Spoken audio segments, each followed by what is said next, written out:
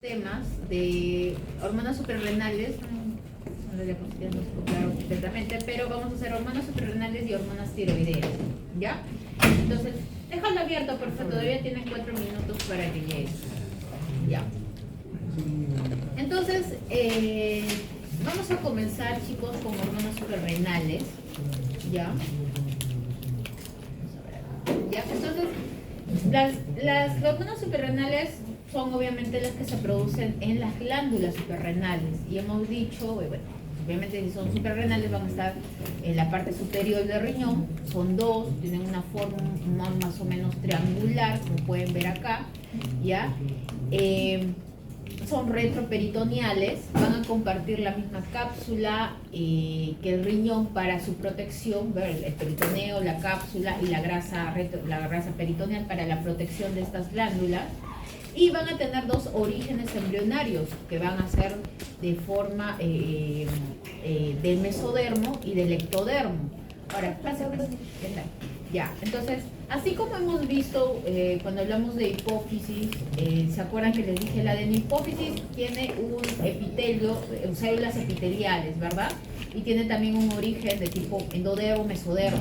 En cambio, ¿qué les dije de la parte de la neurohipófisis? Era de origen neural, ¿verdad? Venían como una prolongación del hipotálamo. Esto ocurre también en la glándula suprarrenal. Entonces va a tener dos orígenes, las cuales en la corteza va a ser del mesodermo y la médula va a ser del ectodermo, ¿ya? Entonces ahora vamos a ver por qué. Entonces, vamos a ver que la corteza conforma el 80% de toda la glándula y va a tener tres, se puede decir, capas. La zona glomerular, la zona fascicular y la zona reticular. Mientras que la médula conforma el 20%, ¿ya? Entonces, vamos a ver acá esa glandulita, ¿verdad? Y si le hago un cortecito, un corte, ¿no? Histológico, acá voy a poder ver la zona glomerular o glomerulosa, las cuales se parecen a los glomérulos renales, por eso es que se les ha puesto este nombre. Y su función va a ser la producción de mineralocorticoides. Luego vamos a tener la zona fasciculada, ¿verdad? Esta zona fasciculada que son como una hilera de células, ¿me miren? Una hilera de células, ¿ya? Gran cantidad, las cuales van a ser las encargadas de la producción de los glucocorticoides. Y la zona reticular, que es la más delgadita, ¿ya? Que va a producir andrógenos. Luego vamos a tener a la médula, ¿ya? La médula suprarrenal, que es esto de acá, que van a producir catecolaminas. La médula van a tener unas celulitas que se llaman las células enterocromafiles, ¿ya? Entonces, si yo lo veo de forma real, ya les mostré la ilustración para que se guíe, lo vamos a ver así, ¿no? Si ustedes ya lo vieron en histología, o si no, lo van a ver de esa forma, ¿no? Zona glomerular, se van a dar cuenta que se parece al glomérulo. La zona fascicular son hileras, son como unas glandulitas que tienen hileras de células.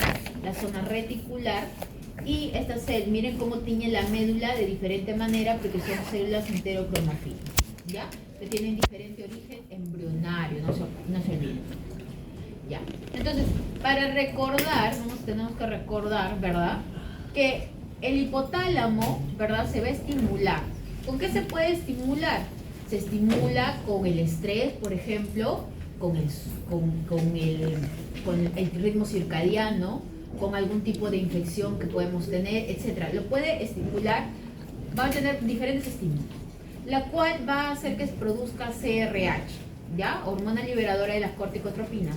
Va a ir a la hipófisis anterior a las células corticotropas y me va a producir ACTH, o me va a secretar ACTH, ¿ya? Y esta ACTH va a ir a las glándulas suprarrenales para que éstas produzcan la hormona final, que va a ser el cortisol. Esta es la que va a ir a las células.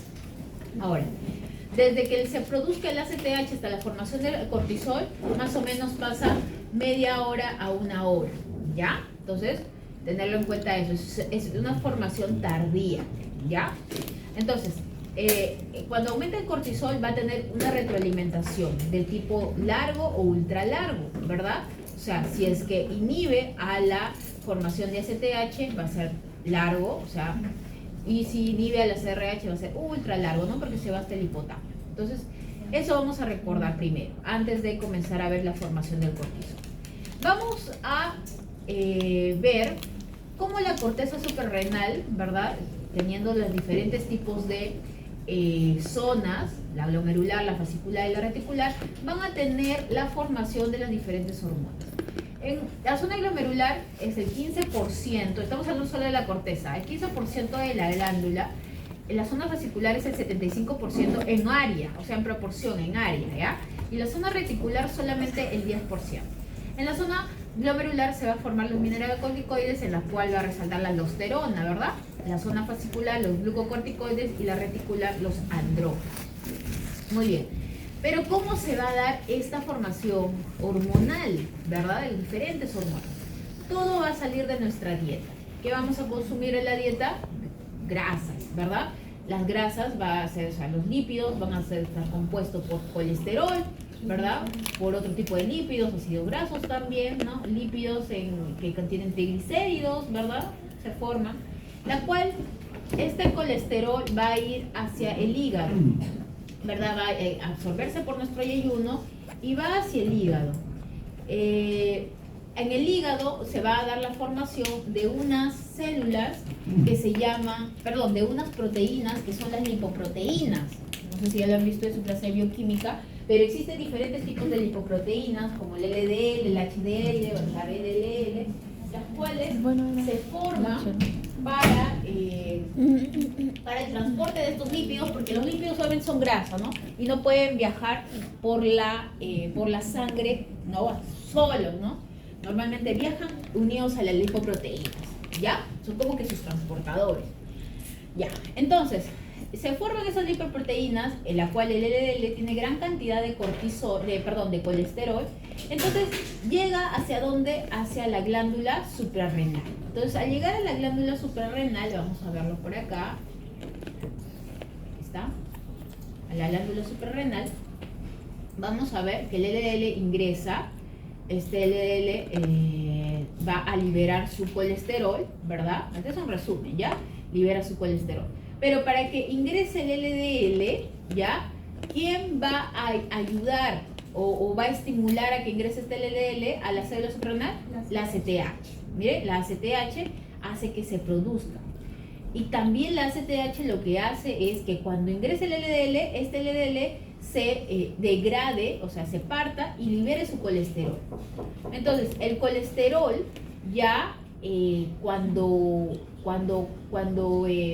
ya está liberado, hay un estímulo del ACTH para la formación de varias o una cierta cantidad de enzimas. Y eso tienen que tenerlo en cuenta. El ACTH tiene varias funciones.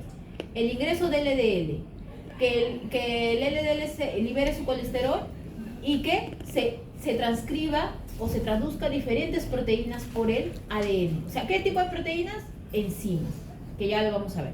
Y una de las enzimas que produce es la colesterol desmolasa. Esa colesterol desmolasa es que va a hacer que el colesterol, se transforme en pregnenolona. ¿Y dónde ocurre esto? En la mitocondria. ¿De qué? De la célula corticosuprarrenal. O sea, estamos hablando de cualquiera de estas celulitas, ¿ah? Todas comienzan con pregnenolona. Este es el precursor de todas estas hormonas que acabamos de ver, ¿ya?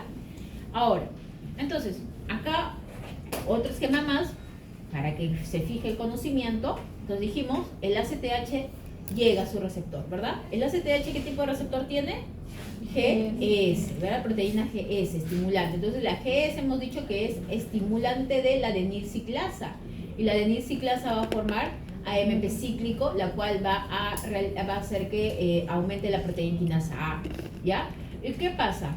La LL puede ingresar, gracias a la ACTH, ingresa a un lisosoma y esto de acá va a producir que la hidrolasa o la colesterol esterasa de colesterol, que es una enzima, transforme estos esteres de colesterol en colesterol libre. Este colesterol libre va a ir hacia la mitocondria, ¿verdad?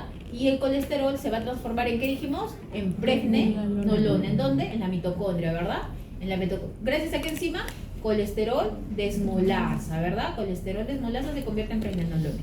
Entonces, ustedes van a ver que acá va a haber diferentes tipos, chicos, en la mitocondria, diferentes enzimas que se ha producido gracias al ACTH.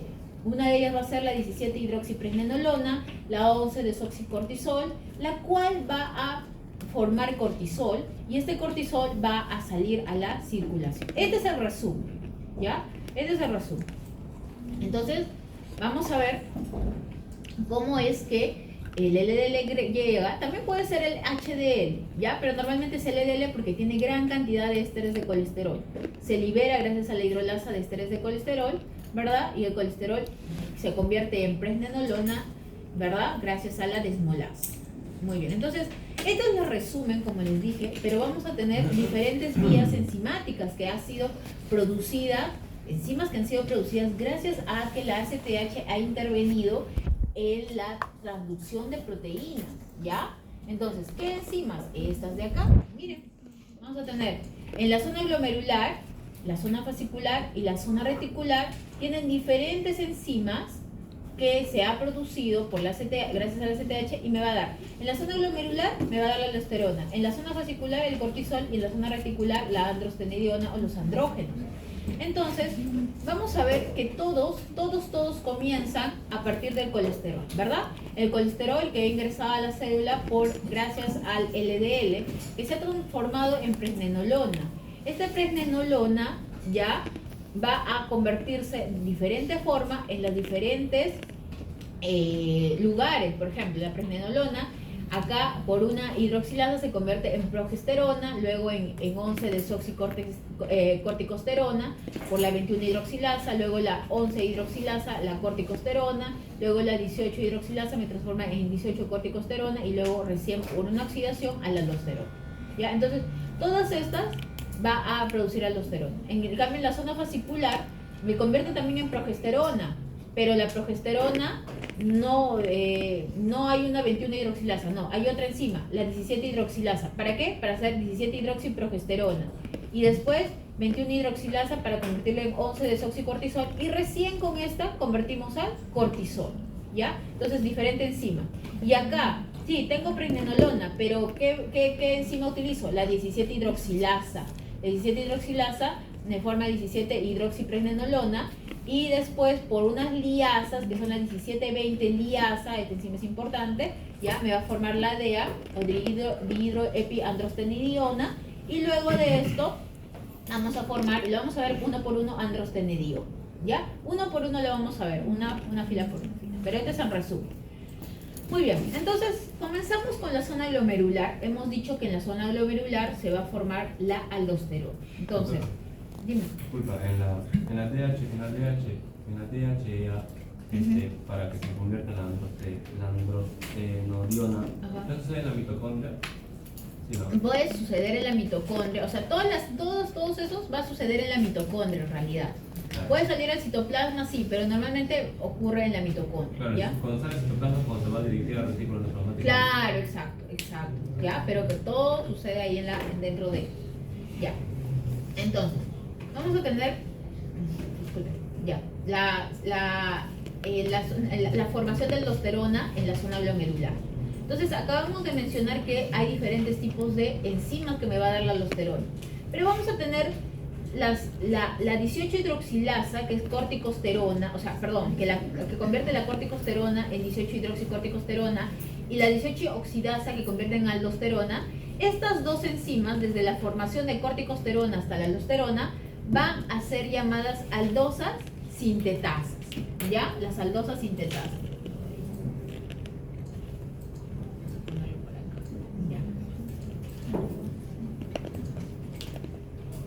Ya. Entonces, aldosterona sintetasa. Aldosterona sintetasa, ¿ya? Entonces, esta va a ser estimulada, ¿por qué? Por la angiotensina 2, ¿verdad? ¿Se acuerdan que dijimos quién estimula la formación de aldosterona? Angiotensina 2, ¿verdad? Aumento de angiotensina 2. Y aumento de potasio. Si aumenta potasio, o sea, si tenemos un problema de hipercalemia, va a producir o va a estimular esta enzima, la cual va a aumentar la producción de aldosterona. ¿Para qué? Esta enzima, ¿qué hace? Reabsorbe sodio y elimina, ¿qué cosa? Potasio. Ya eso hay que tenerlo ya claro. Entonces, chicos, cuando se produce la aldosterona, ¿qué pasa? Ya se produce en nuestra glándula suprarrenal. Tiene que viajar, ¿verdad? Tiene que viajar hacia dónde. ¿En dónde tiene su efecto la aldosterona? túbulo en el colector. riñón. En el riñón, ¿en qué túbulo? En el túbulo, Colector y conto- distal. el colector. Y distal, ¿verdad? Final, ¿verdad? Muy bien, está bien. Doctora, estaba viendo y mencionaron que la aldosterona tiene efecto en el inicio del túbulo colector, en las células principales, hasta al final de la célula del túbulo contorneado distal y al inicio del Ya túbulo túbulo colector. colector. Está bien, claro. A esos dos. Por eso, al final del túbulo contorneado distal, el inicio del colector. Pero es en menor, o sea, en distal y al final del colector es No. menor cantidad. No, al final no, al inicio del colector. Claro, pero no me refiero que al final del colector es en muy pequeñas proporciones. Sí, en realidad sí puede ser menos proporción, la verdad. Pero directamente cuando tú lo lees, o sea, en la literatura, vas a ver que siempre lo va a implicar más al túbulo colector, ya, que al túbulo contorneado. Sí, pero ahí también tiene su efecto. Ya. Ahora, entonces en el momento para que viajen, que ya tenemos claro dónde van a ir, ya. Ay, disculpe. Los brackets están que me dañan ya.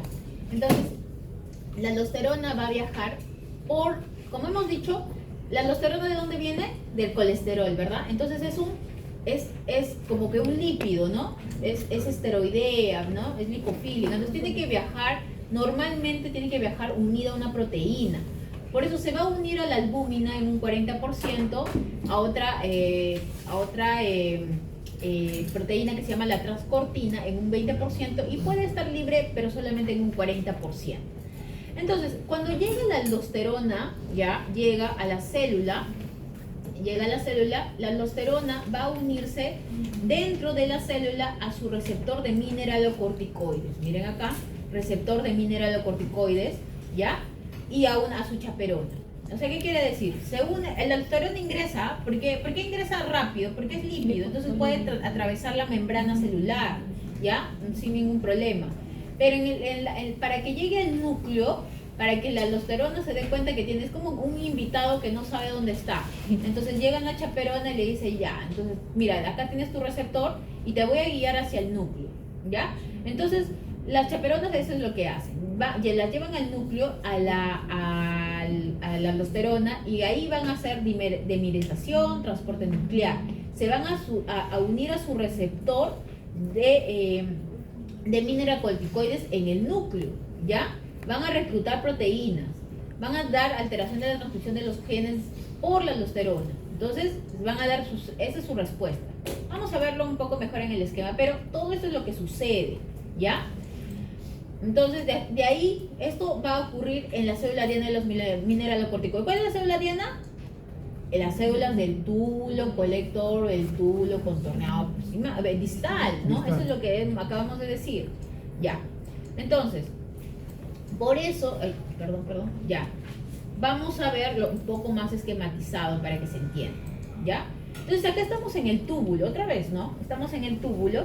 Esta es la parte vasolateral, o sea, donde está la sangre, y esta es la parte tubular o apical, donde está formándose la orina, ¿verdad? Ya. Entonces, llega la aldosterona, mire, llega y se va a ingresar, ¿verdad? Porque hemos dicho que es lipofílica, ingresa. ¿Y a quién se une? A su receptor de mineralocorticoides. ¿Y qué pasa? Con su chaperona, ¿no? Su chaperona la lleva ¿hacia dónde? Hacia el núcleo. ¿Y en el núcleo qué sucede? En el núcleo va a producir transcripción de ARN mensajero y por ende transducción de proteínas. ¿Qué proteínas, doctora? ¿Qué proteínas produce? Ya, va a producir bomba de sodio, potasio, ATPasa, ¿ya? El canales ROM de potasio y va a producir canales específicos de sodio o ENaC. ¿Para qué? Ya. ¿Qué hace la aldosterona? Aumenta la reabsorción de sodio para que el sodio ingrese, ¿verdad? Ingresa el sodio y se elimina ¿qué cosa? Potasio. Entonces así. ¿Y qué más? Entonces para que el sodio pueda ir a la sangre, necesita su bomba de sodio, potasio, ATPasa, ¿verdad? Saca el sodio, ingresa potasio para que se elimine. Por eso hace la aldosterona, así funciona, ¿ya? Ese es su mecanismo de acción. ¿Ya, chicos? Entonces, acuérdense de cómo funciona la aldosterona. Ya. Ahora, ya que hemos entendido la aldosterona, vamos a ver los glucocorticoides, ¿ya?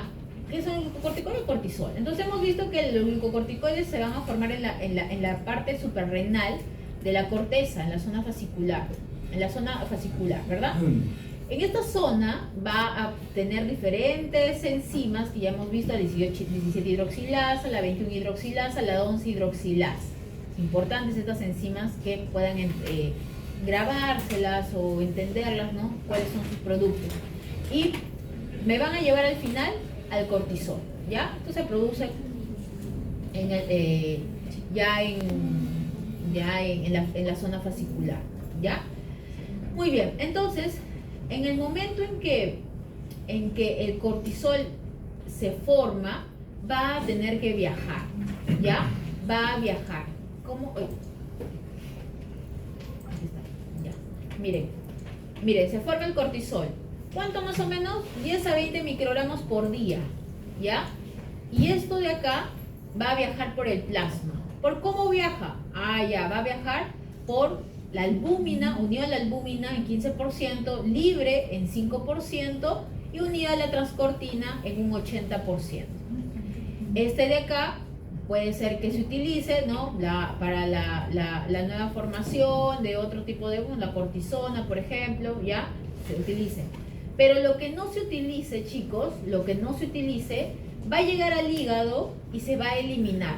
¿Mediante qué? Mediante la bilis en un 15%, por eso es que la bilis tiene colesterol, cortisol, ¿verdad? Y la orina también se va a eliminar, ¿ya? Conjugados de cortisol. Entonces se elimina por la orina y se elimina por la bilis. Por eso es que cuando nosotros hacemos nuestra medición de cortisol, porque estamos sospechando algún problema de formación de glucocorticoides, lo dosamos ¿en dónde? En orina, ¿ya? Pedimos un dosaje en orina, ¿ya? Muy bien. Ahora, vamos a ver que el cortisol, acá, vamos a verlo más grandecito, ¿ya? El cortisol que ingresa, ¿verdad? Que ingresa por la 11 beta hidroxilasa se puede transformar en cortisona, y la cortisona siendo mucho más activa para ingresar, entonces, bueno, se puede regresar nuevamente, se convierte en cortisol, y esta de acá va a unirse a su respectivo receptor citoplasmático y a su chaperona. Esas chaperonas le van a guiar nuevamente, le van a decir, vamos, te voy a llevar al núcleo. Y en el núcleo se va a producir lo mismo, ¿no? Dimerización, transporte nuclear, unión a su receptor de glucocorticoides, elemental de glucocorticoides, reclutamiento de proteínas, alteración de la transcripción, todo esto se va a producir. ¿En dónde? En la célula diana de los glucocorticoides. ¿Y cuáles son las células dianas de los glucocorticoides? ¿Cuál creen que sea? Los glucocorticoides tienen tantas funciones, chicos, que van a estar en las células del tejido inmune, van a estar en las células, en las células del hueso, ¿ya? Van a producir, van a estar en la piel, van a estar en el tejido adiposo.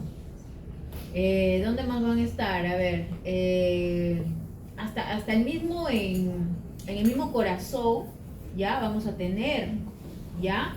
Entonces vamos a tener receptores en todos los lugares del cuerpo porque tienen unas propiedades importantes, ¿ya? Entonces, acá, para que se den cuenta, el cortisol va a viajar unido a su proteína unida al cortisol, ¿verdad?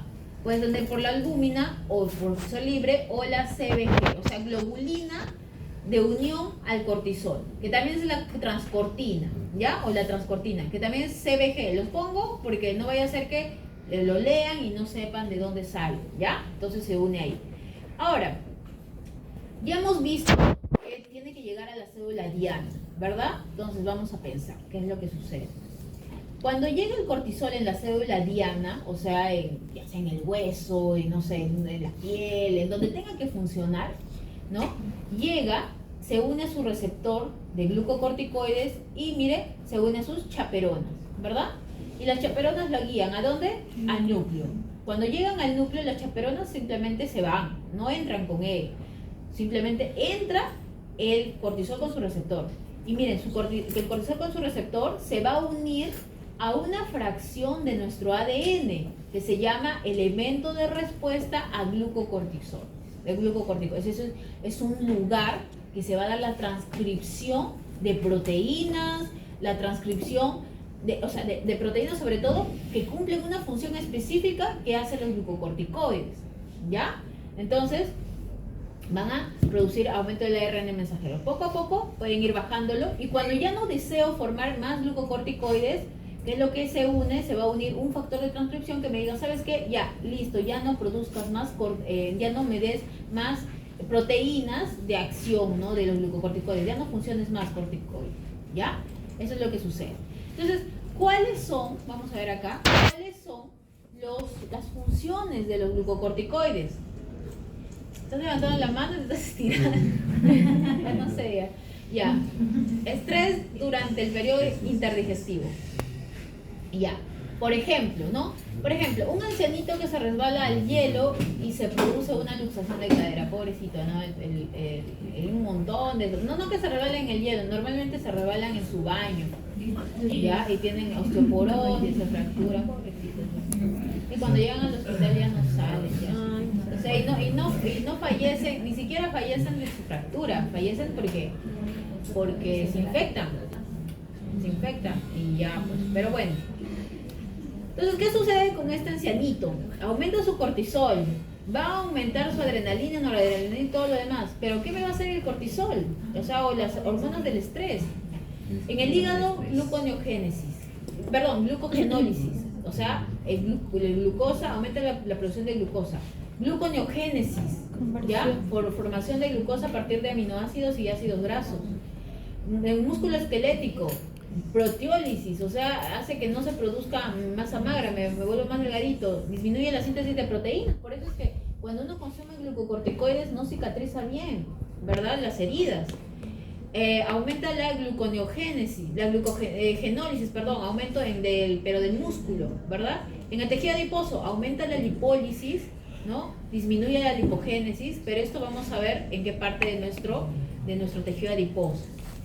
Muy bien, entonces acá vamos a tener los efectos del cortisol. Vamos a tener efectos en los carbohidratos, en las proteínas y en las grasas. Para hacerlo más sencillo, en los carbohidratos van a tener efecto diabetógeno. ¿Qué quiere decir? Aumentan la glucosa en la sangre. Por eso hacen glucogenólisis, gluconeogénesis y pueden hacer resistencia a la insulina. En las proteínas, ¿qué hacen? Proteólisis. Degradan, ¿verdad? Degradan las proteínas. En las grasitas, hacen lipogénesis central. ¿Qué quiere decir? Formación de grasa en la parte del abdomen, ¿verdad? Aumento del perímetro abdominal, ¿verdad? Los pacientes así están gorditos. En la cara y pueden producir un cuello de búfalo, ¿no? Son pacientes que tienen cuello de búfalo, o sea, cuello grande. No solamente es papada, sino todo el cuello está lleno de grasa, ¿ya? Y lipólisis periférica, o sea, son pacientes que tienen un gran perímetro abdominal, pero sus bracitos delgaditos, ¿verdad? Y sus piernitas delgaditas, ¿no? Entonces, problemas de los glucocorticoides, ya. En los tejidos va a aumentar la sensibilidad del sistema simpático, obviamente, ya, porque trabaja también con el sistema simpático. Disminuye los osteoblastos, por eso es que las personas que consumen glucocorticoides o prednisona, dexametasona, hidrocortisona, muchas veces porque tienen problemas autoinmunitarios, ¿no? ¿Qué es lo que produce? Osteoporosis a la larga. Disminuye la recaptación del calcio, ¿verdad? De recaptación del calcio.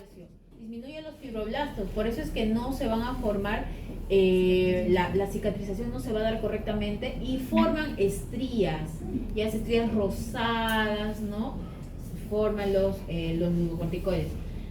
En donde más usamos en medicina es como medicamento para los efectos antiinflamatorios, pues, ¿no? El cortisol va a inhibir a la fosfolipasa 2, estabiliza esta membrana de los leucocitos y para que no liberen los gránulos, las células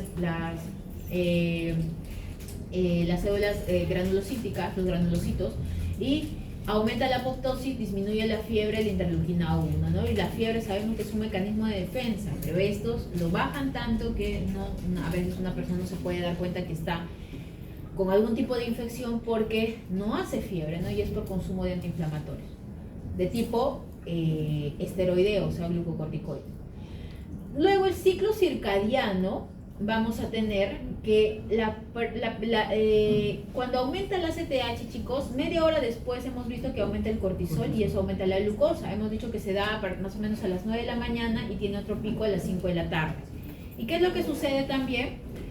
La luz hace que disminuya la melatonina, ¿verdad? En las mañanas cuando despertamos vemos la luz, nos disminuye la melatonina y nos disminuye el sueño, ya nos despertamos. Eso hace que vaya hacia el locus ceruleus, ¿verdad? Y se produzca norepinefrina o epinefrina, ¿verdad? Y eso de acá va a hacer que llegue a dónde? Hacia nuestro hipotálamo. El hipotálamo produce CRH, va hacia la adenohipófisis y se produce ACTH, ¿no? Entonces, vamos a ver que una persona que puede hacer problemas con el cortisol, ¿no? Puede ser por esto, ¿no? Niveles de glucosa muy bajo, entonces aumenta su cortisol. Eso es lo que el estímulo. Estrés emocional aumenta tu cortisol. Cuando tienes un exceso de actividad física, también aumenta tu cortisol. Falta de sueño, no duermes, aumenta tu cortisol. Frío excesivo, aumenta el cortisol. Todo eso aumenta el cortisol. ¿Y cuáles son sus consecuencias? Haces resistencia a la insulina, aumentas tu grasita abdominal, retienes líquidos, puedes hacer alergias, enfermedades inmunológicas, te puede dar osteoporosis, disminuye tu masa muscular y disminuye tu defensa, por eso te enfermas, ¿no? Disminuye tu defensa, te vas enfermando.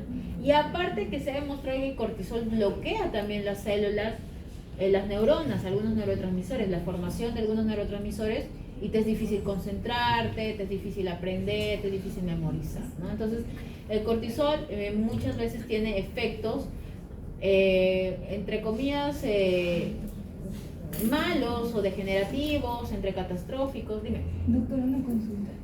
Con respecto a las calorías que consumimos, ¿la caloría tiene que ver algo con las grasas, con la glucosa? Claro. Con la glucosa. Es que tiene que ver, a ver,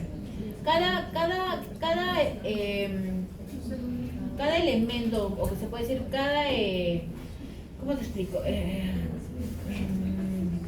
Carbohidrato o lípido, no me acuerdo cómo se clasifica eso. Cada alimento, ya sea carbohidrato, lípido, proteína, tiene una cierta cantidad de kilocalorías. La que más te va a dar es las grasas, que tienen 9 kilocalorías, si no me equivoco.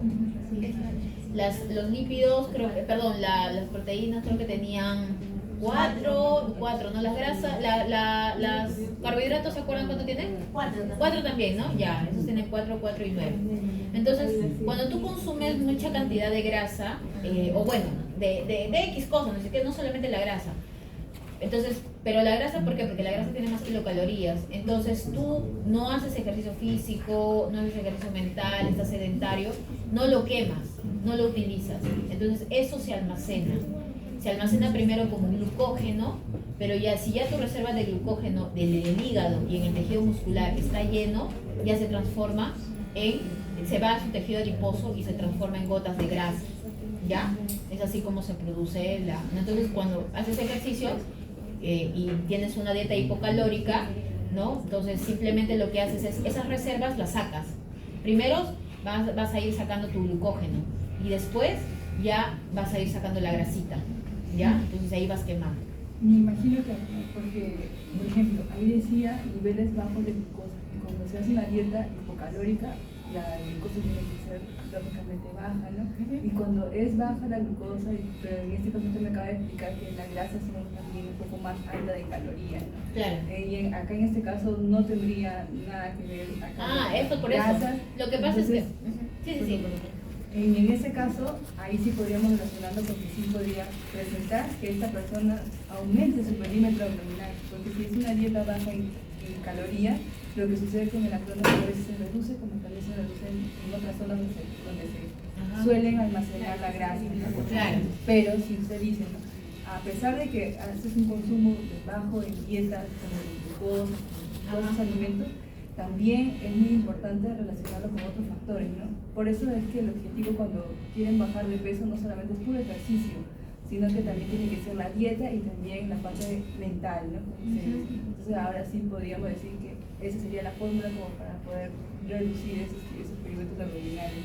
Claro, eso sí, pero eso es en el caso que uno esté con una parte hormonal normal, o sea, una persona que quizás está consumiendo mucho y puede ir engordando, ¿no? Por consumo, aumento de insumo calórico, ¿no? Por calorías.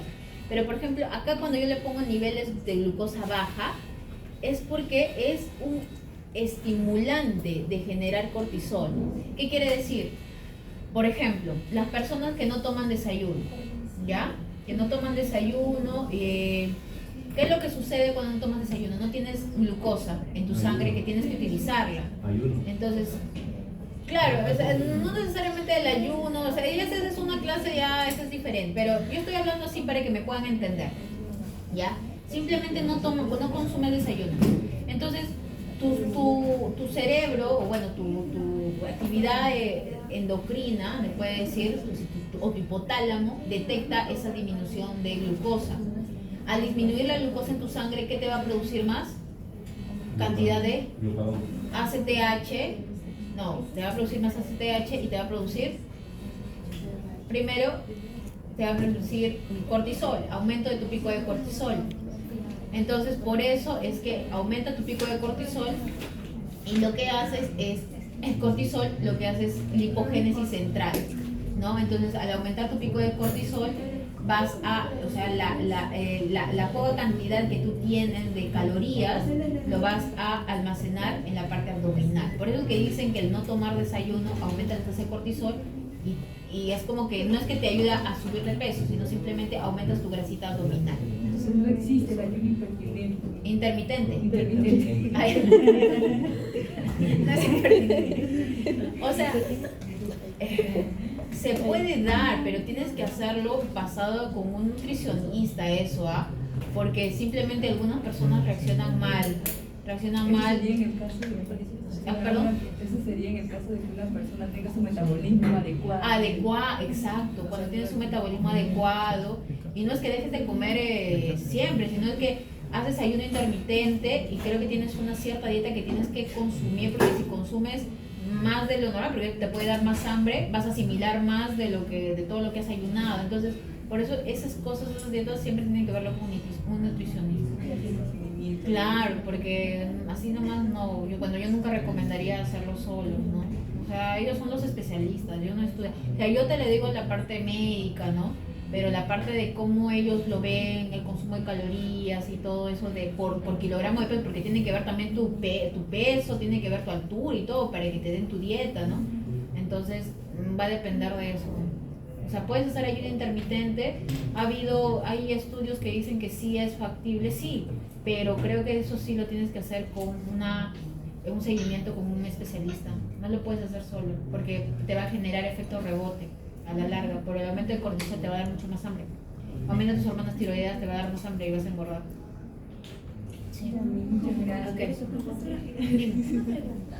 En el caso de pacientes que están diagnosticados como osteoporosis, sería contraindicado recetar, ¿no? Corticoides. Sí, claro. O sea, con los pacientes que están con osteoporosis, en realidad se trata de no dar glucocorticoides, porque ya de por sí van a descalcificar más, ya, y más si son ancianitos. En los ancianitos es delicado darles corticoides, porque encima les disminuyen, ya de por sí una persona anciana está disminuida sus defensas, por la parte fisiológica. Si le das más glucocorticoides vas a disminuir más sus defensas. Una persona anciana, por ser anciano, ya no hacen ni fiebre, a veces cuando tienen algún tipo de infección. Entonces, si les das glucocorticoides, vas a solapar la fiebre y no vas a detectar la infección. Entonces, cada paciente es individual para que tú puedas recetar un medicamento. ¿Ya? Bueno. Ahora, lo otro que quiero que sepa es que nosotros hemos quedado de que se puede decir que la adenipófisis va a almacenar la ACTH, ¿verdad? Para ser secretada. Ya, pero ¿qué es lo que sucede, chicos? En las células corticotropas, o sea, de la adenipófisis, ya, esta es una celulita, ¿ya? ¿Qué es lo que sucede? Vamos a tener almacenamiento, pero la ACTH no se almacena solo. Eso se va a almacenar como un complejo. ¿Y qué complejo es? La prepropiomelanocortina, que va a ser una molécula de 265 aminoácidos, ¿ya? Esta prepropiomelanocortina se va a dividir, o sea, cuando por ejemplo llega la CRH, ¿no? Dice, necesito que secrete esa ACTH, ya. Entonces la prepropio melanocortina me voy a preparar, dicen, se empieza a sacar todo, ¿no? Se empieza a degradar. Entonces divide en lipotropina, ¿no? Y en otro aminoácido que es la propia melanocortina de 146 aminoácidos. Esta propia melanocortina va a tener ACTH, pero a su vez va a tener una moleculita, ¿ya? Que se llama la hormona estimulante de los melanocitos. Entonces, en el momento en que se produce, o que el ACTH, este ACTH no va a actuar solo, sino no se va a secretar solo, sino ¿con quién se va a secretar? Con la secuencia de hormona estimulante de los melanocitos. ¿Y qué hacen esa hormona estimulante de los melanocitos? Van a ¿dónde? A la piel y actúan dentro en las melanocitos, pues, ¿no? Estimulan a los melanocitos a producir ¿qué cosa? Melanina. Y la melanina, ¿qué hace? Oscurece la piel, ¿ya? Oscurece la piel. Entonces, el aumento de ACTH oscurece la piel. Ahora, pues se tiene que relacionar. ¿Se acuerdan? El aumento de TSH, ¿qué producía? Bocio, ¿verdad? Ya. Y el aumento de ACTH, oscurecimiento de la piel. O sea, tienen que tener en cuenta esos dos, ¿ya? Para que vayan memorizando. Entonces, la ACTH, chicos, cuando se une a su receptor, ¿ya? Va a generar, ya va a producir un receptor de aumento de la adenilciclasa y va a aumentar el AMP cíclico y va a tener efectos inmediatos, subsecuentes y a largo plazo, ¿no?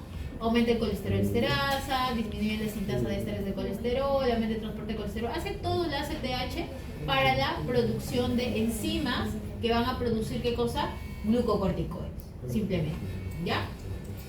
Entonces, los estímulos pueden ser estímulo de estrés físico, y estrés químico. ¿Cómo qué? Como la hipoglicemia, como le decía, ¿no? Una persona que no toma desayuno, por ejemplo, ¿no? No toma desayuno, quiere comer, dice que está a dieta, pero en realidad genera mayor cantidad de grasa. ¿Y qué es lo que degrada? Sus proteínas, su músculo, ¿no? Dice, baje de peso. Ah, porque ha bajado la cantidad de proteínas. O sea, no es que está quemando grasa, está quemando músculo, ¿no? Se ve más flácido, ¿no? Entonces, no es que dejen de comer y van a bajar de peso. Dieta hipocalórica es distinto, ¿ya? No dejar de comer. Dieta no es dejar de comer. Ya. Entonces vamos a formar CRH y esto de acá va a formar ACTH, ¿no? Y la ACTH va a formar el cortisol y esto va a tener su retroalimentación como hemos visto, ¿no? Más corta, o larga, ultra larga, ¿ya? Pero la cosa es que se va a inhibir. Ya. Entonces acá, disculpen, vamos anterior. Ya, entonces acá vamos a ver cómo las neuronas van a formar el SRH, el hipotálamo, llega hacia mi adenohipófisis, se une a su receptor en la célula corticotropa, ¿ya? Entonces, ¿qué dijimos? Expresión del POM. ¿Qué es el POM? Propio melanocortina, ¿verdad? Y secreción de ACTH. Entonces se va el ACTH, se une a su receptor y forma el cortisol, ¿no? Aumento de todo, ya lo que hemos visto. Y si tenemos un tumor hipoficiario, ¿qué es lo que va a pasar? Este tumor hipoficiario de incremento de ACTH, ¿qué va a hacer? O puede ser o un no hipoficiario pero incrementa el ACTH. Va a aumentar, ¿qué cosa? La formación de ACTH, se une a su receptor y todo, pero ¿quién también va a aumentar la melatonina, ¿verdad? Y va a producir oscurecimiento de la piel, ¿ya? Oscurece la piel. Y eso es irreversible, no es que cuando te cures ya tu piel se va a volver del mismo color, ¿no? Ya la persona vive así oscurita, ¿ya? Muy bien, y vamos a tener la zona reticular. En la zona reticular vamos a tener también el colesterol, ¿verdad? Que le va a dar la formación de androstenodiol. Ahora, acá primero se va a formar la dihidroepiandrosterona, ¿ya? Entonces, ¿qué es lo que pasa? Esta dihidroepiandrosterona, chicos, en su primera formación va a hacer que la enzima aromatasa lo convierta en estradiol. O sea, lo puede producir por dihidroepiandrosterona o la androstenodiona, perdón. Esto de acá lo va también junto con la aromatasa lo convierte en estradiol. Estradiol es un tipo de estrógeno que está en las mujeres de edad fértil. La estrona es un estrógeno que está en las menopáusicas y el estriol está en las gestantes, ¿ya? Esto preguntaron el ciclo pasado, me acuerdo, así que, ¿ya? Estradiol en las personas en la edad fértil, estrón en las menopáusicas y estriol en las gestantes. Son estrógenos todos, ¿ya? Ahora, la testosterona también se va a formar acá, ¿verdad? Pero esta testosterona es poco afín, ¿ya? La que tiene más potencia es la dihidrotestosterona. Entonces, para que se convierta en dihidrotestosterona, esta testosterona va a haber una enzima que se llama la 5-alfa reductasa. Esta 5-alfa reductasa lo convierte en dihidrotestosterona. Y gracias a quién va a estimular la zona reticular para que se formen andrógenos, la LH. La LH o la hormona luteinizante va a estimular, ¿ya? Muy bien. Ahora vamos a tener acá, por ejemplo, cuando ya se forma testosterona, ¿qué pasa? La testosterona llega a la célula y la célula tiene su 5-alfa reductasa, se convierte en dihidrotestosterona. Esta dihidrotestosterona igual, miren, tiene su receptor de andrógeno y su chaperona, ¿verdad? La chaperona lo lleva hacia el núcleo y se da la transcripción. Entonces acá la dihidrotestosterona se une a su receptor, la testosterona, y el estradiol también se puede unir a su receptor y se van al núcleo y van a estimular al ADN para que produzca proteínas, ¿ya? Para que produzca proteínas, chicos. Así como se da la formación de los andrógenos. Y para terminar en la parte suprarrenal vamos a tener la médula suprarrenal. Ya terminamos la corteza. Y en la médula hemos dicho que es parte del mesodermo, o sea, tiene origen embrionario del mesodermo. 20% de la glándula nace del neuroectodermo, perdón, este es del ectodermo, ¿no? De la corteza, perdón, es mesodérmico, ¿ya? Mesodérmico, ya. Y me dicen, toda la adrenalina de la periferia se produce en la glándula suprarrenal. Es cierto, ¿ya? O sea, toda la adrenalina que nosotros vamos a utilizar para nuestras funciones cardíacas, la parte del pulmón, los vasos sanguíneos, vasoconstricción, etcétera, se produce en la glándula suprarrenal. Porque en la parte, en el sistema nervioso también vamos a producir norepinefrina y adrenalina. ¿Pero dónde? En el locus ceruleus, ¿verdad? En el locus ceruleus. Entonces, pero no se va a utilizar, solamente eso se va a utilizar en la parte central.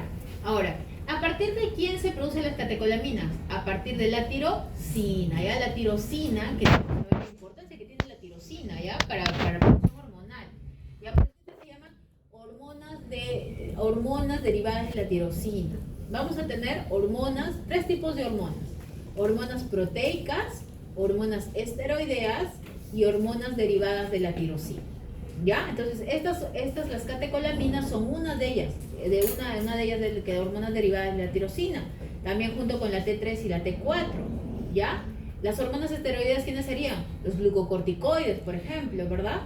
Los mineralocorticoides, esteroideas.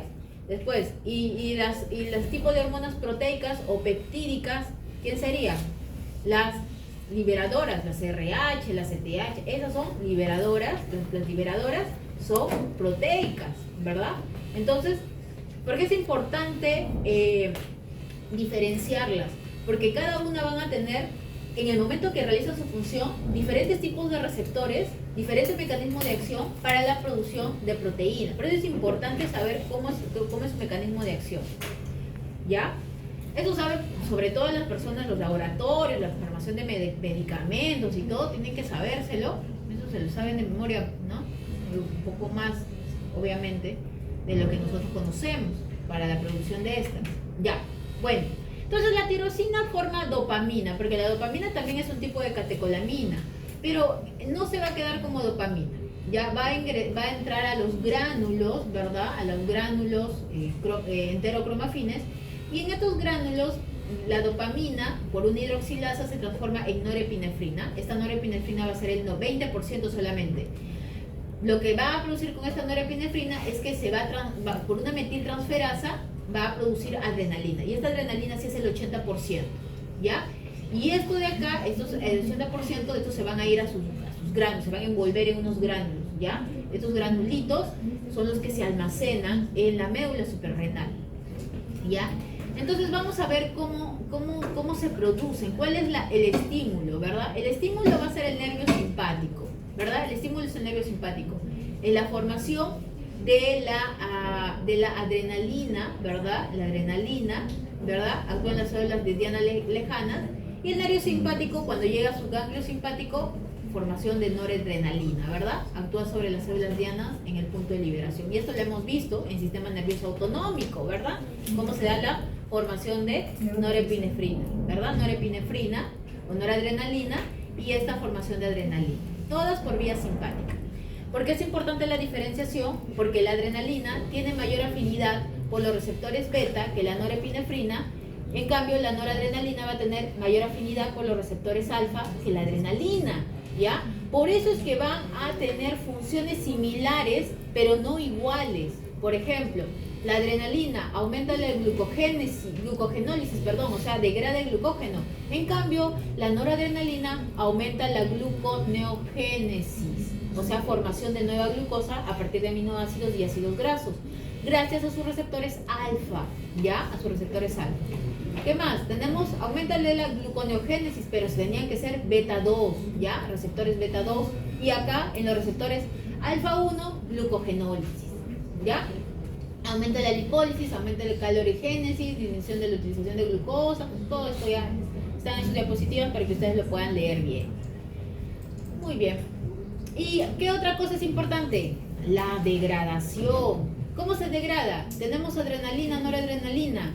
Tenemos unas enzimas que se llaman la MAO y la CONT, ¿ya?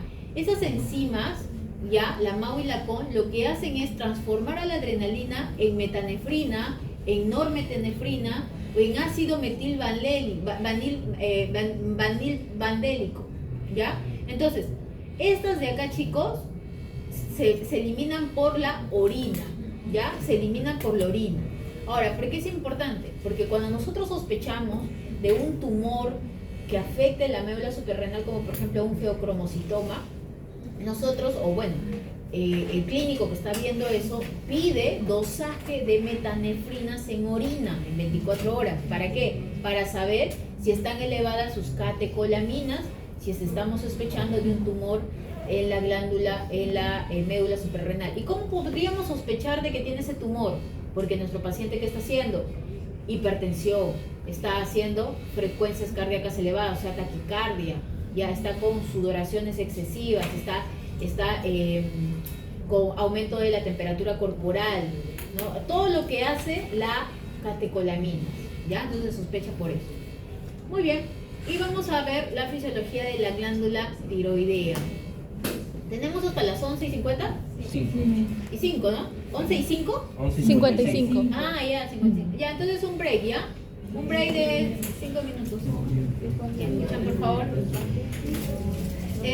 Bueno, la glándula tiroidea, una glándula que va a estar relacionada directamente con la presencia de ¿qué? De la tráquea, ¿verdad? Va a estar delante de la tráquea, abajo de del cartílago tiroides, delante del cartílago tiroides, debajo del cartílago cricoides. Y también va a tener una relación, como vemos la laringe, va a tener una relación también con el esófago. Yo he puesto para acá para no se ve bien. Ya bueno, ya. Entonces, esta glándula, lo digo por las sintomatologías que va a causar en el momento de si produce un crecimiento glandular, ¿ya? Ahora, esta glándula está altamente irrigada por la tiroidea superior y la tiroidea inferior, ¿ya?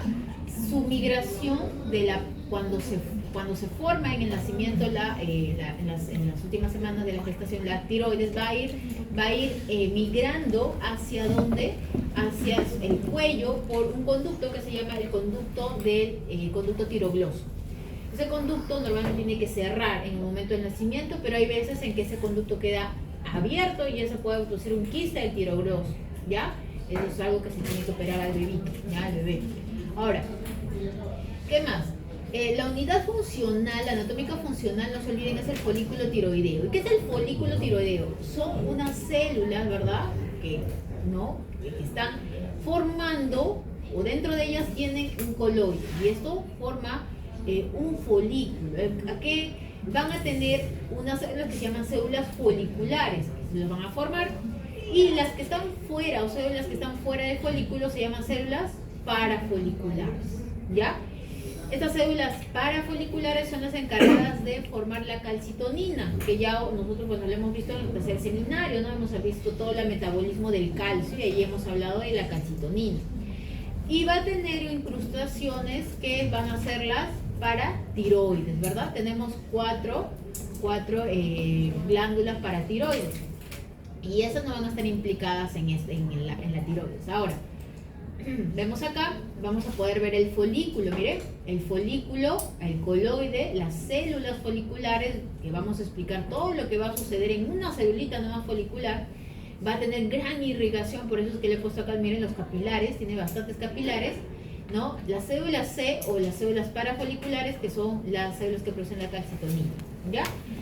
¿Qué más? Acá, esto es lo que van a ver en el laboratorio, ¿ya? Miren, las células tienen coloides, ¿no? Tienen líquido. Ahora, vamos a ver acá. Que la hormona que se forma es la tiroxina, o también llamada la tetraiodotironina, ¿no? O T4. Y la triiodotironina, que va a ser la T3. Estas de acá son células foliculares, perdón, son formadas en las células foliculares, estas hormonas. ¿Y quién las va a regular? La hormona estimulante de la tiroides, ¿ya? La hormona estimulante de la tiroides. ¿Cuál es su función? Aumenta la síntesis de proteína, metabolismo celular, índice de crecimiento, todos estos lo vamos a ver, ¿ya? Todo esto aumenta el metabolismo de carbohidratos, colesterol, frecuencia cardíaca, respiración y en la acción muscular. Mientras que la calcitonina ya hemos visto que está implicada en la parte ósea del calcio, ¿no? Entonces, cuando nosotros vemos a una persona, chicos, silencio por favor, escuchen murmullos, ¿ya? A ver, el bocio es así, ¿verdad? Entonces nosotros normalmente cuando vamos a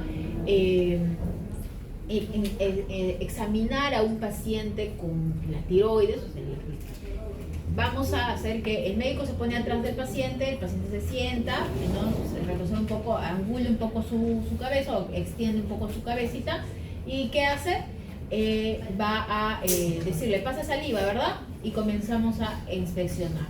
¿Para qué? Para ver si la tiroides, ¿verdad? Está, el esófago hemos visto que está ahí, ¿verdad? Entonces en el momento que pase saliva va a hacer que la tiroides se exponga, ¿verdad? Entonces, si es que no tocamos nada, no palpamos nada, ¿qué? No hay problema con la tiroides. Pero si es que al momento de pasar saliva tocamos una masita, entonces nos está diciendo que hay un crecimiento de la tiroides, ¿verdad?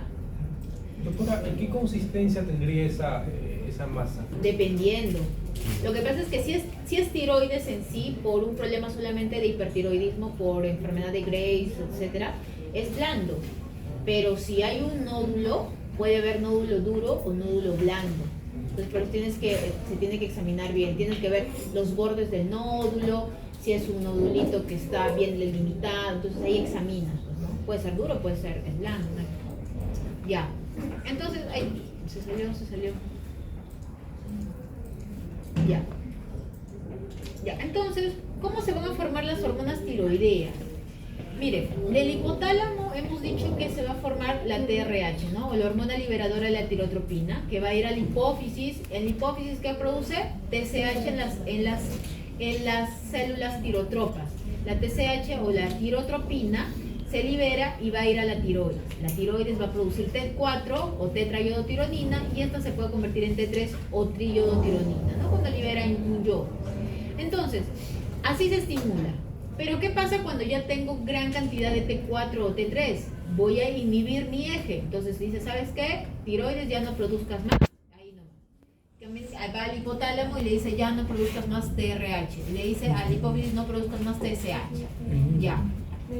Pero que el hipotálamo dice, ya no voy a producir TRH, pero entonces ahora voy a producir somatostatina. Entonces la somatostatina inhibe también la producción de TSH. ¿Qué cosa más puede inhibir? La dopamina, los glucocorticoides, los retinoides, ¿verdad? Todo esto también puede inhibir, ¿ya? A ver, ¿qué más? Ahora, nosotros hemos visto esta formación, pero ¿de dónde sale? ¿Cómo se va a formar estas hormonas? A partir de la dieta, ¿ya? Nosotros acabamos de decir que estas hormonitas tienen yodo, ¿verdad? el yodo, o sea, esta es su principal materia prima para la formación de las hormonas, el yodo. ¿Y de dónde va a salir el yodo? De nuestra dieta. ¿De dónde? Sobre todo de productos marinos, ¿no? De productos marinos, de la leche también, de la sal yodada que consumimos. Normalmente se consume ahora sal yodada, ¿no? Ahora, y este yodo que ingresa se va a absorber en el yeyuno. Se absorbe en el yeyuno y el 10% es lo que se va a usar, mientras que el 90% se elimina por la orina. De este 10%, chicos, el 75% se va a ir a la tiroides, pero el 35% se va a ir a otros lugares que también se necesita yodo. En las glándulas mamarias, en la glándula salival, en el estómago, para la hematopoiesis. Acá también se necesita yodo, ¿ya? A ver, entonces, cuando llega se puede decir, cuando llega el yodo, ya llega el yodo, ¿qué es lo que sucede? Va a ingresar, miren acá, va a ingresar al tiroidocito o si no a la célula folicular, ¿ya? Vamos a ver eso. Entonces, ¿cuáles son los pasos que va a seguir? Primero, que este yodo se capte, ¿verdad? Captación del yodo. Luego, se oxide. Luego salga este yodo alcaloide, luego yodación de la tiroglobulina, luego el acoplamiento, nuevamente la captación, ruptura y secreción. Todo esto lo vamos a ver ahorita, ¿ya? Este es un resumen. Vamos a ver que el yodo va a ingresar a la célula folicular, va a irse a su coloide, se va a oxidar, o sea, de un yodo negativo me va a dar un yodo positivo, o lo van a ver como yodo 2 o yodo 0 también, así lo van a encontrar, pero es lo mismo, ¿ya? Y se va a unir a una molécula o a una proteína que se llama la tiroglobulina, ¿ya? Esta tiroglobulina va a estar en la célula, se va a formar en la célula folicular, y la tiroglobulina junto con el yodo se van a organificar. O sea, un ratito, voy a terminar con esto y ahorita, ¿ya? Entonces, la tiroglobulina se va a unir, si se une a un yodo, me va a formar monoyodotironina. Si se une a dos yodos, diyodotironina, ¿ya? Y después esta monoyodo, esta diyodo se van a acoplar. ¿Qué quiere decir acoplar? Que la monoyodo se puede unir a una diyodo y me forman 3 yodos, ¿verdad? Triyodo. Pero si dos diyodos se juntan, o sea, una diyodotironina y otra diyodotironina me forma una T4, ¿verdad? O una tetrayodotironina, tetrayodotironina, T4, ¿verdad? Entonces, a eso le llamamos acoplamiento. Esto de acá va a ingresar nuevamente a la célula folicular y en la célula folicular se va a liberar, se libera de la tiroglobulina y solamente me queda T3 y T4 y estos se le van a liberar, ¿ya? Entonces vamos a verlo, este es el resumen. Dime. Según Gaitón, justamente ahí aparece, el yodo, cuando pasa después del canal Pendrina. Ajá, y justamente sucede una reacción por oxidación mediante la peroxidasa con H2O2, ¿no? Y se formar en yodo aniónico, ¿ya? Yodo aniónico. Pero para eso vamos a ver la captación primero, ¿ya? Ahorita vamos a explicarlo mejor, ¿ya? Entonces, cuando se produce la captación, ¿ya? La captación se va a dar mediante unos canales. ¿Qué canales? NIS, o se puede decir un cotransporte de sodio con el yodo, ¿verdad? Van a ingresar, ¿ya? El sodio con el yodo. Pero es un cotransporte. ¿Y cotransporte qué dijimos que era un transporte? ¿Secundario o primario? Secundario, ¿ya? El primario es la bomba de sodio, potasio, ATPase. Entonces, para que funcione este cotransporte secundario, siempre todo cotransporte tiene que ir con su bomba de sodio, potasio, ATPase, ¿ya? Entonces, en el momento en que ingresa el yodo, también va a ingresar junto con el sodio. Entonces, en el momento en que ingresa el yodo, va a haber un canal, como dijo su compañero. El canal se llama el canal de pendrina, ¿ya? El canal de pendrina. Esta pendrina, ¿ya? Esta pendrina va a ser se puede decir, la proteína que va a transportar el yoduro, ¿ya? Transporta, pero va a tener un antitransporte con el cloro. Ahora, ¿quién va a ayudar a que este yodo ingrese? ¿Quién va a ayudar? Una enzima que se llama la TPO o tiroperoxidasa, ¿ya? Va a ayudar a que ingrese. ¿Y qué también va a hacer? Esta tiroperoxidasa, o acá te ponen como peroxidasa, o TPO, le van a encontrar como TPO y quizás no lo puedan entender. TPO va a hacer que este yodo, ya, aniónico, ya se convierta en este yoduro, ¿ya? En este yodo que ya es yodo que va a poder ser utilizado, ¿ya? Entonces, este de acá va a ingresar, ¿ya? Va a ingresar, o sea, se va a ingresar, y esto le vamos a llamar oxidación primero, ¿ya? Lo que hace la peroxidasa es oxidar al yodo negativo, lo convierte en yodo 2 o en yodo 0, ¿ya? Ahora, este yodo 2 se va a organificar. ¿Qué quiere decir organificar? Dejamos un ratito el yodo 2 acá, en el coloide, y nos entramos nuevamente a la célula, ¿ya? En la célula vamos a tener unas moléculas que son moléculas de tirosina. Estas tirosinas van a entrar al retículo endoplásmico, ya, rugoso, y luego van a ir al aparato de Golgi. ¿Me van a formar qué cosa? Tiroglobulina. ¿Ya? Esta tiroglobulina es una proteína grande que tiene restos de tirosina, ¿ya? Grandes cantidades de tirosina. Esta tiroglobulina sale, ¿ya? Sale al espacio, ¿verdad? Al coloide, y ya se junta con el yodo, ¿verdad? Y a esto le llamamos organificación, ¿ya? O yodación. Ya. Ahora, ¿quién va a ayudar a esta organificación también? La TPO o la peroxidasa. Acuérdense, mira, la peroxidasa ayuda en la oxidación, en la organificación también, ¿ya? Muy bien. Entonces, la tiroglobulina se une a su yodo, como hemos visto acá, y si se une a un yodo, monoyodotironina. Si se une a dos yodos, diyodotironina. Si estas dos se unen, triyodotironina, ¿no? Si se une, pero su yodo se va a otro fenol, se llama triyodotironina reversa. Y si se unen 4 yodos, tetrayodotironina, ¿verdad? Entonces a esto le vamos a llamar acoplamiento. ¿Y a quién también ayuda acá? La peroxidasa. Miren, la peroxidasa va a ayudar también al acoplamiento, ¿ya? Muy bien. Ahora, ya está, como es un coloide, lo que va a hacer la célula folicular es agarrarla y endocitarla, pero como es líquido, se llama pinocitosis, pues, ¿no? La pinocita. Y este coloide va a estar dentro de la célula folicular, y cuando se necesita, entonces, ¿qué es lo que pasa? En ese coloide va a ingresar proteasas. Esas proteasas van a retirar, se puede decir, la tiroglobulina, ¿no? De la T3 y la T4, y les va a separar, y estas de acá se van a secretar, Cuando ya se encuentran en la sangre, porque ya se han secretado, se van a transportar mediante de tres formas. Por una globulina transportadora de la tiroides, ¿ya? Albúmina y prealbúmina, ¿ya? Esa es la secreción.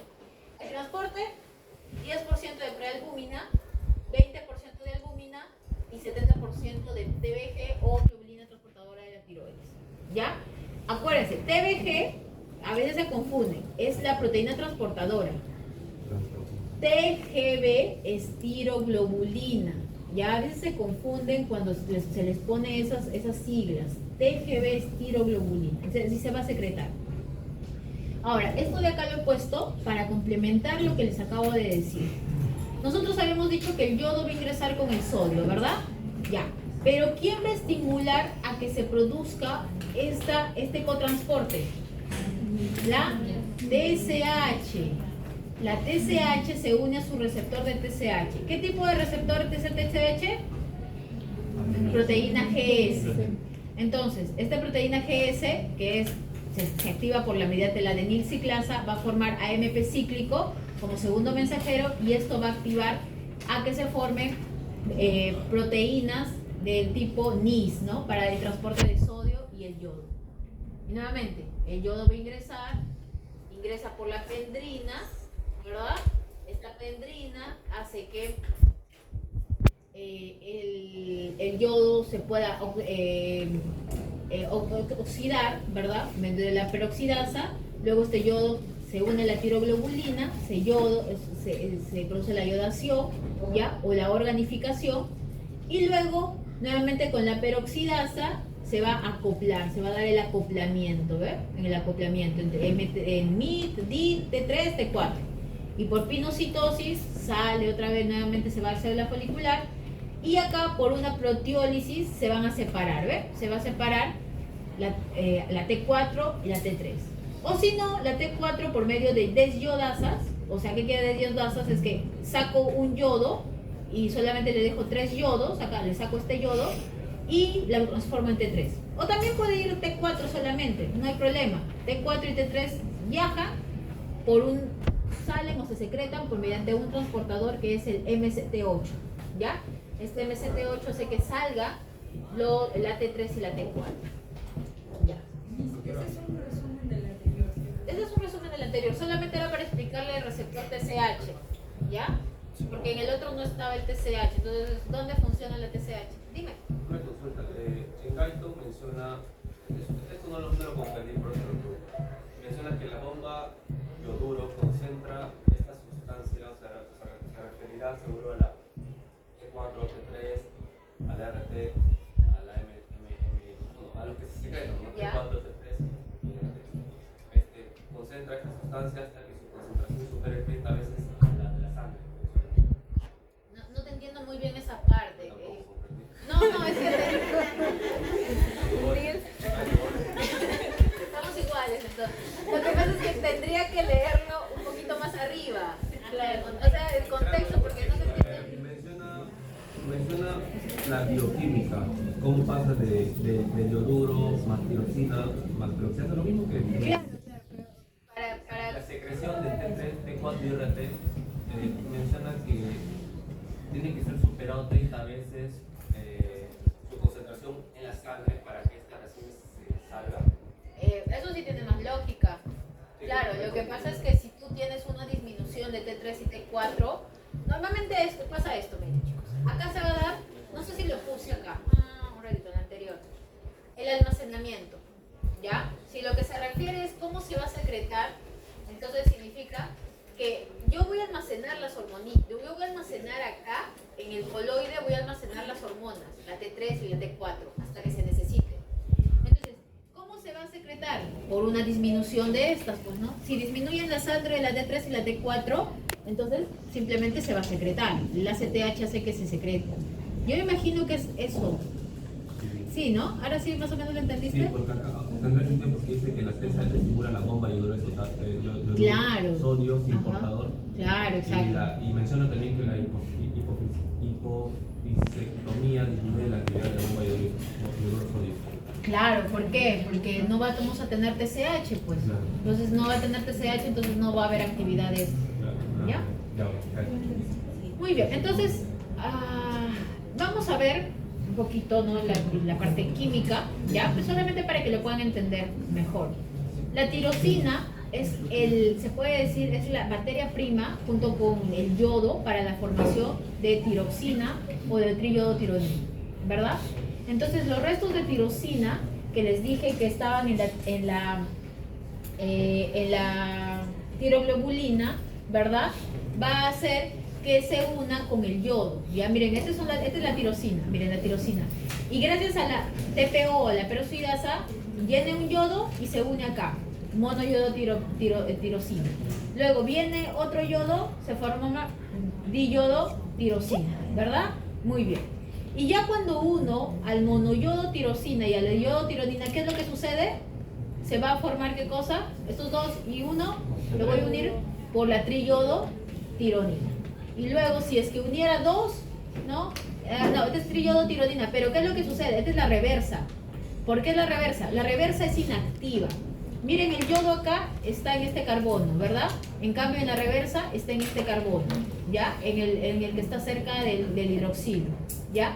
Este es triyodo tironina reversa, inactiva. Pero si yo uno dos diyodotironinas, ¿no? O diyodotyrosinas, acá voy a ver que está 4 yodos, que es la tiroxina, o la tetrayodotironina o T4, ¿ya?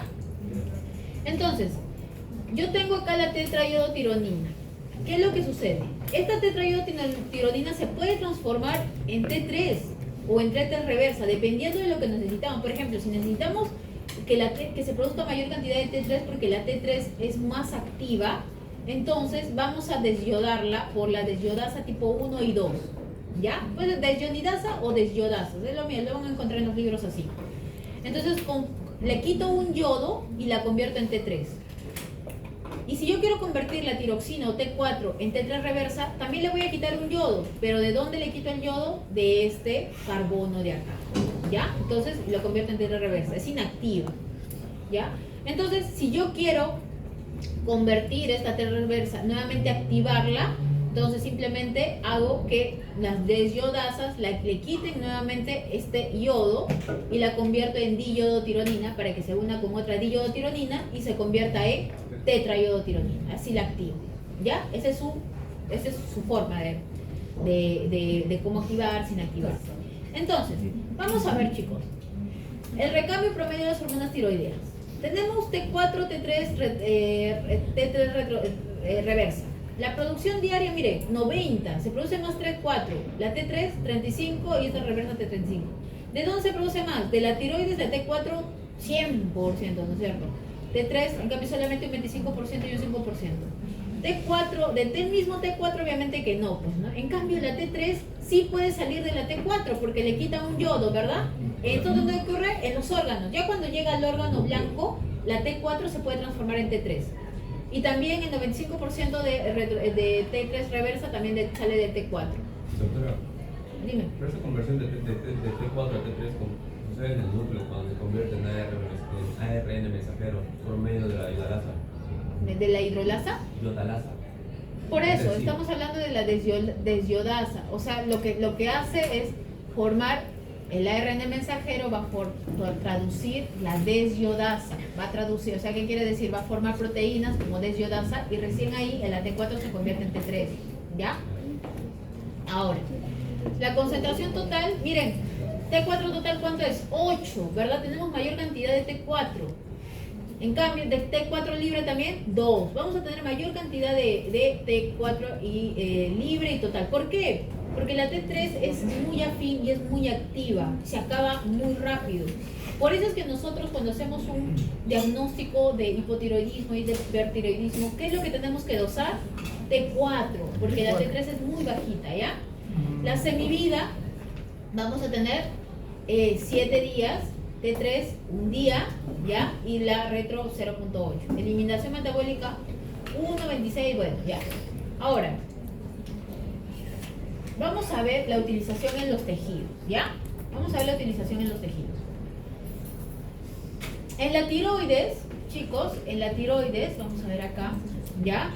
En la tiroides ya hemos visto cómo se produce la T3 y la T4, ¿no? Ya no lo voy a repetir más, ya hemos visto. Pero ¿qué sucede? Cuando sale de la tiroides, la T3 y la T4, ¿a dónde va a tener que ir? A los tejidos, ¿verdad? ¿A qué tejidos? El hígado, el corazón, el cerebro, el útero, ¿verdad? Van a ir a los tejidos. Entonces, va a haber diferentes formas de que ingresen a los tejidos. Por ejemplo, el huesito va a tener un receptor para T3 que va a ser el TR-alfa-1P30 y va a hacer que prolifere los osteocitos. O sea, aumenta la formación de hueso. Otros órganos van a tener su receptor que es el MCT8, su canal de membrana que va a ser el MCT8 que va a ingresar el T4 y el T3.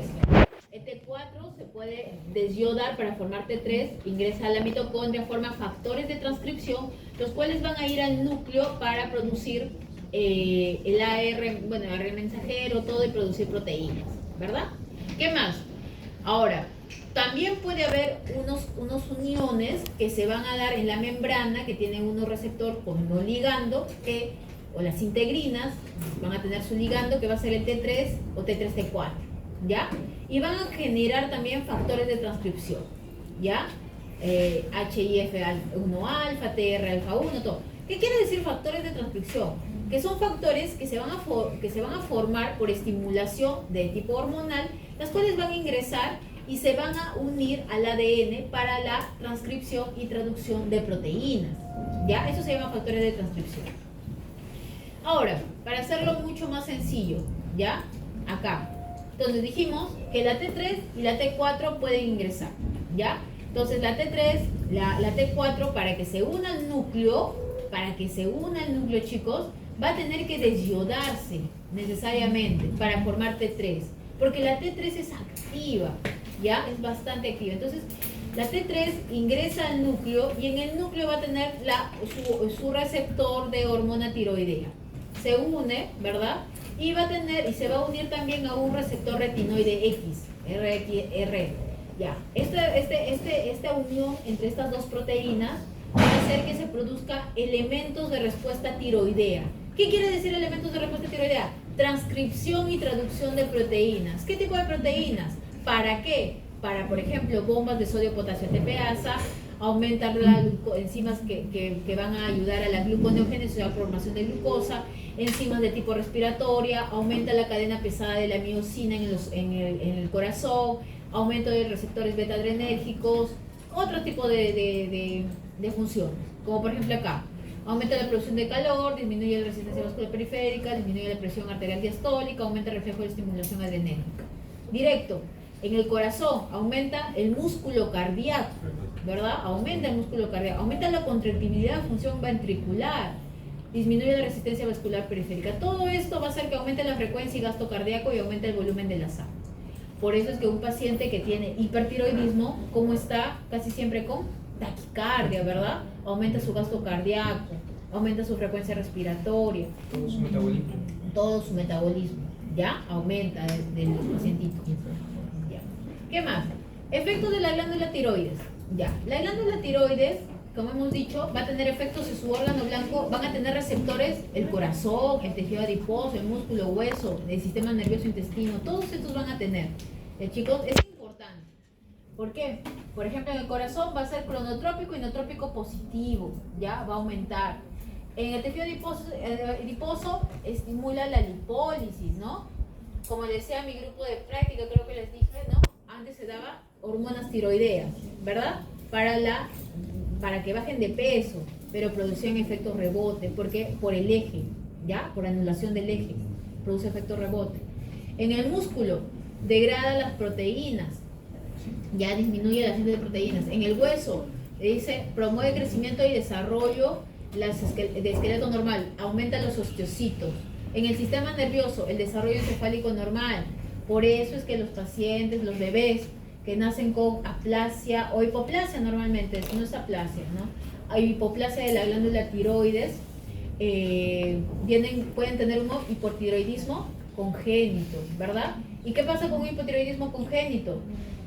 Nosotros hacemos un tamizaje, ¿verdad? De bebés, que se le tiene que dar tratamiento si se detecta un hipotiroidismo congénito al mes, nomás antes del mes de nacido, para que no tenga consecuencias graves el bebé, ¿ya? Entonces, ¿cuál va a ser su consecuencia? Retardo mental. Retardo mental porque va a producir cretinismo, ¿ya? Ese cretinismo, ese retardo mental en bebés que obviamente ya es irreversible, ¿no? Retardo mental, muerte neuronal, ¿ya? Entonces, por eso es importante. El intestino. Perdón, si se le trata, sí se puede evitar. Si se le trata, sí, por eso digo, antes del mes de nacido, ¿ya? Si es después, lamentablemente ya no, o sea, se le puede dar para mejorar sus funciones metabólicas, pero el cerebro ya no es irreversible. La importancia de que lo vea un médico pediatra. Más que todo, la importancia que siempre a todo bebé se le hace un tamizaje neonatal, ¿ya? Completo, ¿no? Ese tamizaje es completo. Es obligatorio, claro, son para las 4 enfermedades, dependiendo, creo que de salud creo que están haciendo 5, pero normalmente es para 4 enfermedades, ¿no? Problemas suprarrenales, problemas de hipotiroidismo congénito, a ver, hipótesis suprarrenal, después ¿cómo se llama? Se me ha ido el nombre. ¿Alguien se acuerda? ¿Eso lo hace un médico especialista? No, eso lo hacen en el momento en que nacen. ¿Qué personal de salud se encargaría principalmente? La enfermera. La enfermera licenciada. Claro, en todos los lugares tienen sus cartillas para tamizaje neonatal, eso es obligatorio. Les hace la enfermera, les hacen en su taloncito del bebé, solamente les cinca y en la, es un papel especial, el cual va a absorber, ¿no? La sangrecita en los cuatro circulitos, ¿ya? Y eso se manda al laboratorio de tamizaje. Creo que ahorita lo tiene el Bartolomé y lo tiene Revallet, y nosotros hacíamos también cuando estaban a Revallet tamizaje neonatal, y nos llega de todo el Perú. Y ahí hacemos, ahí se ve, pues, ¿no? Se hace el proceso de todos esos. En el tamizaje, ahí se hace el hipotiroidismo, la prueba de hipotiroidismo congénito formado en formaciones primarias, Ajá. hiperplasia suprarrenal, hipotiroidismo congénito central, la fenicetonuria y la deficiencia de biotinidasa, galactosemia y fibrosis quística. Sí, galactosemia. Por eso, galactosemia, fenilcetonuria y las dos, la hipoplasia suprarrenal y la hipotiroidismo se está haciendo en salud. Pero me parece, o sea, no estoy segura de si no sé si alguien trabaja en el Bartolomé o sabe si están haciendo fibrosis quística. Porque no, nosotros tenemos una legislación de tamizaje neonatal que o sea, se puede hacer fibrosis quística, pero no estábamos obligatorios de hacerlo, pero se iba a aumentar, ¿no? Porque esos tamizajes son bastante caros y para poderlos comprar se tiene que hacer un estudio, se tiene que poner un buen argumento, ¿no? No tenemos muchos casos de fibrosis quística, pero sí sería bueno. En otros países hacen su tamizaje de todas las enfermedades metabólicas. En países desarrollados. Sería lo ideal, obviamente, porque... Como Arequipa. ¿En Arequipa? Hacen de verdad de todo, y es lo ideal, porque ¿cuál es la importancia de detectar a tiempo enfermedades metabólicas en los pacientes? Porque se les puede dar tratamiento temprano y disminuirían los costos de salud cuando esos pacientes crecen, porque porque el tratamiento aumenta el costo. ¿Perdón? Cuando uno previene, disminuye el costo de tratamiento, el costo de consulta, Exacto. la energía de la cuidadora o cuidador, Ajá. el tiempo también. El tiempo, la calidad de vida. La calidad de vida. Exacto. Eso es lo que tienen que, eso es lo que se ve. Pero en nuestro estado, ¿qué va a haber eso? Pues, bueno, ya. En fin, la cosa es que acá también ustedes tienen que ver, chicos, que la T4 y la T3 va a aumentar de acuerdo va a disminuir de acuerdo a la edad. Los bebés, por su mayor metabolismo, los niñitos tienen mayor cantidad de T4 y T3. Mientras más vamos envejeciendo, ¿no? Las personas de tercera edad ya tienen menor cantidad de T3, T4, ¿no? Justamente porque ya su metabolismo ha disminuido bastante, ¿no? Los bebés, los niños están activos, hiperactivos, corren, ya. Bueno, en fin. La cosa es que la regulación de estas hormonas tiroideas se va a dar mediante mecanismos que van a estimular la formación de hormona liberadora de tirotropina, como el estrés, las infecciones, el ayuno, va a aumentar, ¿ya? Y aumenta, llega a su receptor, aumenta la proteína quinasa C, la síntesis de TSH, se libera TSH, se une a su receptor en el folículo tiroideo y todo lo que hemos visto, y se forma T4 y T3. Estas pueden inhiben a la hipófisis o inhibe también al hipotálamo. Entonces, tener en cuenta estos valores, estas definiciones. Cuando hablamos de TRH es producida por el hipotálamo y es hormona liberadora de la tirotropina. La producida por la hipófisis interior es la TSH, que es hormona liberadora de la... ¿Qué cosa? Hormona estimulante de la tiroides. Muy bien. La T3T, que es T3 total, ¿ya? O sea, es la suma de la 3 que está unida y la que no está unida a proteínas. Tenemos un T4T, que es T4 unida y no unida a proteínas. FT3 o T3L también se llama, es T3 libre. Esta es la más activa. También tenemos un T3R, que es una 3 inactivada, y FT4 o T4L es la T4 libre, es la activa también, ¿ya? Pero la más activa es esta T3. Entonces, ¿por qué les digo esto? Porque eso es lo que cuando se llevan la parte del laboratorio van a tener que interpretar ustedes. Entonces, ¿es necesario para diagnosticar hipertiroidismo o hipotiroidismo pedir todo el perfil tiroideo? No, solo T4 y TSH, nada más. No pidan todo, no hagan gastar a sus pacientes, chicos. Los médicos que no saben piden todo, piden bioquímica, le dicen me duele el estómago, cuando le piden resonancia, no sean así. La gente las personas no están en la capacidad de que estamos en un país de tercer mundo. Tenemos que ponernos en la situación de los pacientes. ¿Ya? El más adecuado para evaluación es el T4, pero el T4 para este proceso es el T3. Claro, exacto. Muy bien, entonces acá lo normal es que la TSH y T4 estén normal. Acá hay una falla, acá es hipertiroidismo, ¿verdad? Cuando la T4 está alta y la TSH es baja, acá está mal eso. Cuando hablamos de un hipotiroidismo primario es porque está bajo la T4 y está alta la TSH. O sea, ¿qué es lo que estaría mal nuestra? Tiroides, por eso se llama primario. Y un hipotiroidismo secundario es cuando está mal nuestra hipófisis. Entonces, como no tengo TSH, tampoco no tengo T4, ¿no? Entonces acá hablamos de un hipotiroidismo secundario. Y si hablamos de un hipotiroidismo terciario, ¿qué estaría mal? El hipotálamo, ¿verdad? El hipotálamo, TRH, muy bien. Entonces, para eso tenemos que ver las actividades, la secreción, la afinidad. Entonces, la actividad de la T3 es 90%, es súper activo, es muy activo. Y la T4 es un 10%. En la secreción, la T4 es lo que más se va a secretar, 93%, mientras que la T3 solamente el 7%. Las proteínas, las dos van a estar en la mayoría unidas a proteínas, 99%. Y su afinidad de la T3 va a ser mucho más, por 10 por 1. La T3 es muy afín, por eso es muy activa, por eso es que se consume más rápido. Por eso es que su tiempo de vida media de la T3 es solamente un día. No dura mucho. En cambio la T4, cada 6 días se va liberando, se va utilizando. ¿Ya? Entonces esto tenerlo en cuenta. Muy bien, igual es el eje acá, ¿no? Acuérdense, la inhibición está dada por la T3, el método de 3 T4, y la T4 se convierte en T3 por la desyodasa. ¿Ya? Desyodasa. Ya. Esto ya no les ha tocado este ciclo, no sé por qué. Pero es el anterior, que este sí ya de lo que había arreglado mis diapositivas ya se me ha acomodado.